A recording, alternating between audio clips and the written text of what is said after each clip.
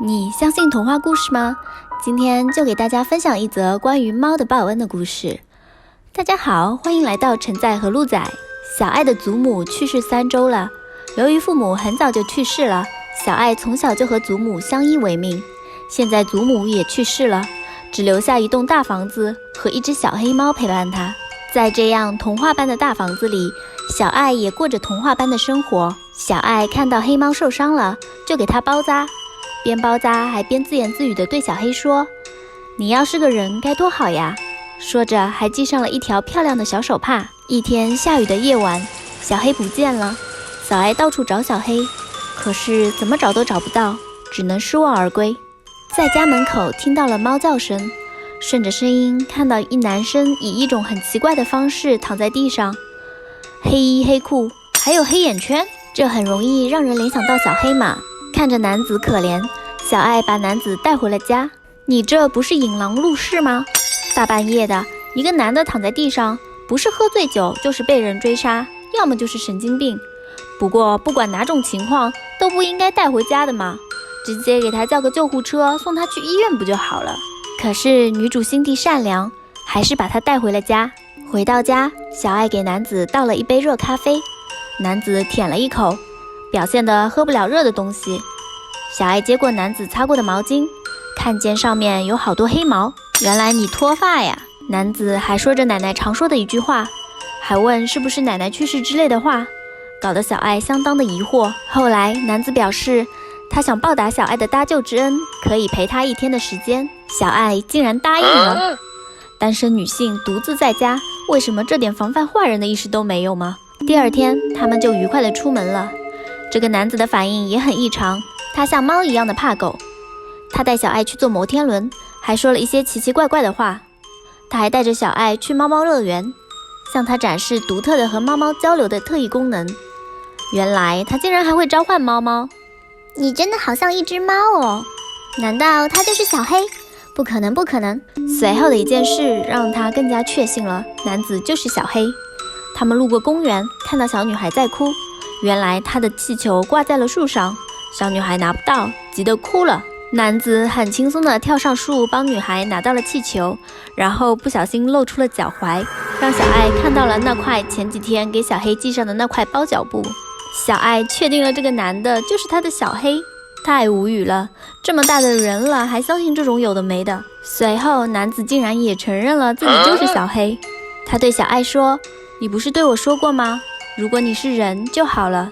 所以他不停地向神灵祈求，希望自己可以变成人类，然后梦想竟然成真了。男子随后表示他会一直在小爱身边保护小爱。小爱很感动，在家门口碰到2个流氓一样的男人，跑过来让小爱考虑卖房子。这房产中介怎么和我想的不一样呀？那么粗鲁吗？和黑社会一样。男子上去保护小爱，可是被打了受伤了，还表现得和猫猫一样舔了舔伤口。小爱很感动，觉得他就是小黑，会一直陪伴他，守护他。第2天，小爱买了东西回家，看见那个男子出了门，所以他是住在你家了。回到家，他看见家里的东西被翻过了，感觉很奇怪。等男子回家时，他就询问男子有没有碰过他的东西，男子大方地承认了。小爱开始产生了怀疑。小爱故意试探男子，问他喝不喝牛奶。男子说他特别喜欢喝牛奶，还把牛奶喝光了。可是小黑根本不喝牛奶。小爱随即故意打翻了牛奶，弄湿了他的外套，看到他外套里的票据是2周前的票据。可是小黑失踪才2天，怎么会有2周前的票据？他根本不是小黑。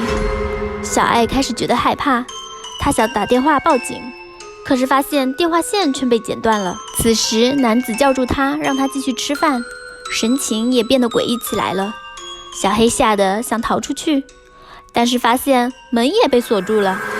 小爱忍不住了，问男子是谁。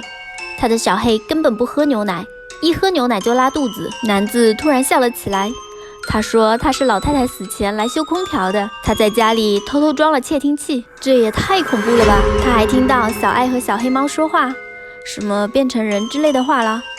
他知道小爱继承这么大一栋房子，就想通过这种方式来接近女主，取得信任后骗取女主的大房子。像猫猫乐园召唤猫猫这种把戏，也只是他拿食物吸引他们过来而已，却没想到如此拙劣的演技竟然骗到了女主。讲着讲着，他自己都笑了。男子拿出了刀想砍小爱，小爱吓得四处躲藏。男子不停地追小爱，小爱很害怕，嘴里不自觉地说着：“小黑救我，小黑救我。”这时候不应该想办法找警察的吗？正当小爱要被抓住的时候，警察来了。身手敏捷的警察很轻松地解决了男子，救下了小爱。小爱向那个救下他的警察表示了感谢，警察敬了个礼就走掉了。随后在无人的地方变成了小黑，回到了小爱的身边。小黑回到了小爱身边，他们又过上了童话一般的生活。故事就这么圆满的结束了。可是我就想问一下，男子接近小爱的那几天，小黑你到底去哪里了？度假去了吗？还是去泡妞了？都忘记守护你的主人了吗？